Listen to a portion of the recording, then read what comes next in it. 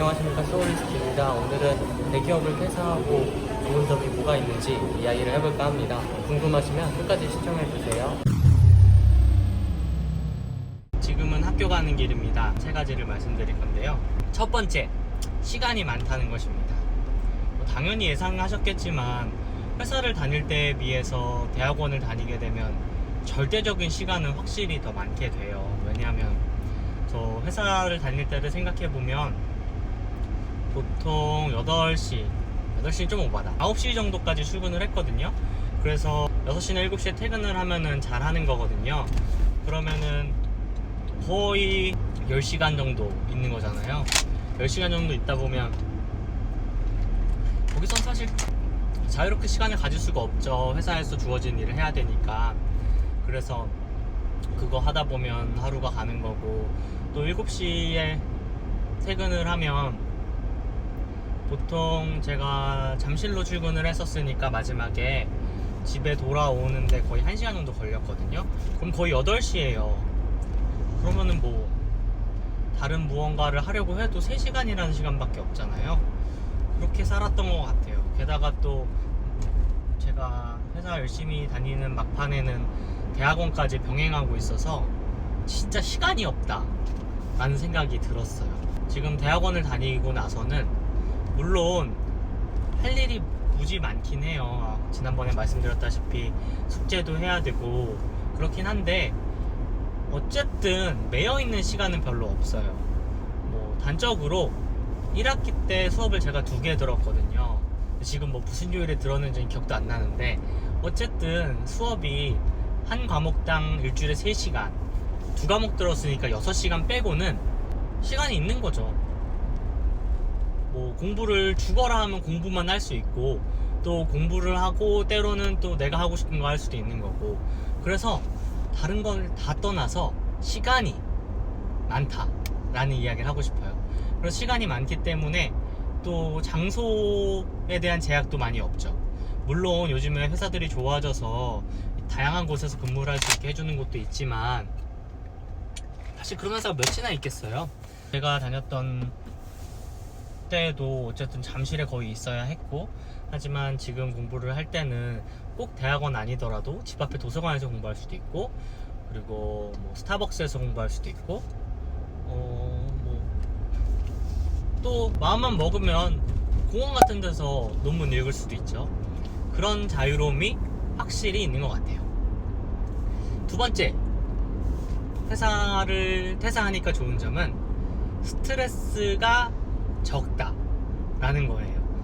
물론 대학원을 제가 다니고 있기 때문에 스트레스가 없진 않아요. 어떻게 보면은 또 많긴 한데 다른 스트레스 같아요. 어쨌든 제가 회사에서 거의 막내였거든요, 항상.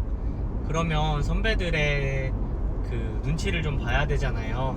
제가 원하는 대로 당연히 할 수 없고 그게 맞으니까. 그러다 보면 자연스럽게 스트레스를 받는 것 같아요. 요즘 느낀 건데 꼭 그 회사 선배가 아니더라도 어떤 형님들하고 있는 거랑 또 동생들하고 있는 거랑은 잘은 모르겠지만 조금 스트레스 차이가 나는 것 같더라고요. 그래서 확실히 회사 내에서 선배들과 일을 할 때는 스트레스를 받았고, 또 언제 뭘 시킬지 모른다는 그 두려움도 있고, 그리고 언제까지 뭘 해야 된다는 그 두려움도 있고, 뭐 회사 스트레스는 제가 굳이 얘기 안 해도 많으니까 그런 회사 스트레스가 많이 줄어든다. 하지만 뭐 나중에 대학원 스트레스도 얘기를 하겠지만 대학원도 스트레스가 또 상당해요. 근데 그래도 자유로움 속에서 오는 스트레스라서 조금은 다른 것 같아요. 상대적으로 저희 교수님께서는 그래도 자율성을 허락하여 주시거든요. 근데 이게 또 자율성을 주시는 게 좋긴 한데 때로는 더 이제 결과에 대한 부담감을 가질 수는 있긴 하죠. 그리고 마지막으로 나를 개발할 수 있다 인 것 같아요. 사실 이게 제가 퇴사한 이유랑 거의 가장 맞닿아 있는 이유인데요.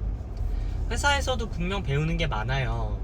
제가 회사에 다니지 않았으면 못했을 경험들이 있잖아요. 뭐 해외 출장이라든지 아니면 좋은 선배, 좋은 동기들이랑 엄청 큰 프로젝트를 한다든지, 이건 사실 혼자서 하기 쉽지 않거든요.